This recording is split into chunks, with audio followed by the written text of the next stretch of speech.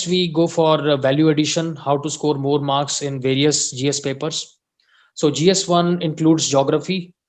This is a very scoring portion of GS1 because this is a scientific subject. Questions are highly objective in nature.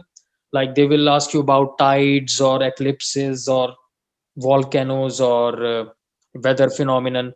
So like the marks can be given objectively. There is not a very subjective evaluation of these topics.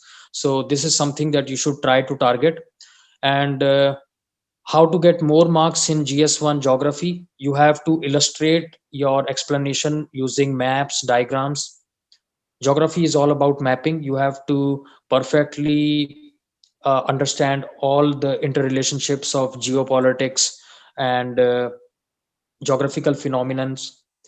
Apart from that, you can also use location names as examples, which will give the evaluator a confidence in your understanding of a certain issue. Like if the question is about arsenic poisoning of groundwater, then you should try to give examples of certain locations in India or elsewhere where this problem is causing a lot of like public outcry or stuff like that. Next thing you can try to do is link the answer to current events. This has to be an effort for almost every question. You have to try to link them with current events that were recently in news. And in order to gain some extra marks, you should also try to add a link to humans of that area, how the populations are being affected. After all, because the central theme of civil service is humanism, all right? So everything has to be linked to the population that is living in vicinity of that area.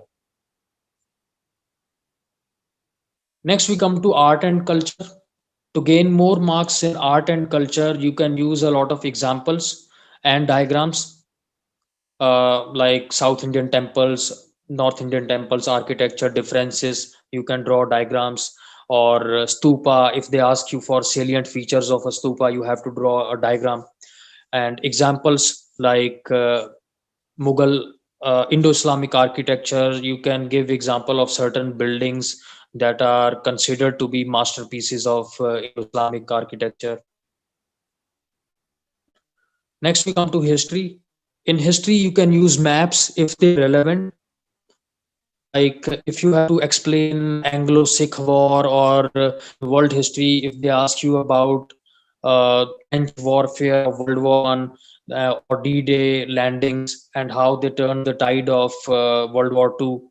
So what you can do is try to draw some maps to illustrate your arguments.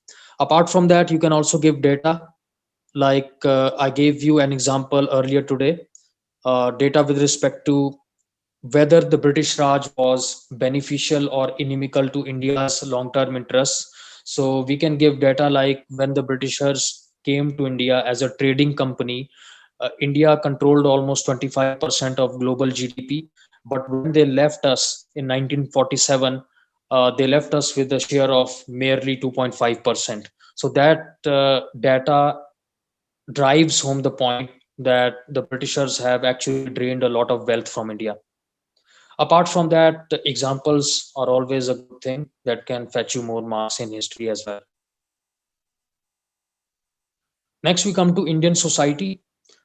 This segment is getting very popular in GS1 these days. A lot of questions are uh, coming from this section of late. So to gain more marks in Indian society related questions, you have to rely on a good knowledge of technical definitions like globalization. There is a layman's definition and there is a specific definition in sociology. So try to remember some good definition. So exploration of dimensions that has to be done in Indian society questions, like various aspects of a topic have to be explored, political, economic, social, cultural, historical. Then in the end, you have to give a solution that is positive in nature. You have to be problem solvers as civil servants. So a way forward, which is positive in nature, has to be given. You are not a journalist. You don't have to point out problems in our system. You also have to give a solution for that.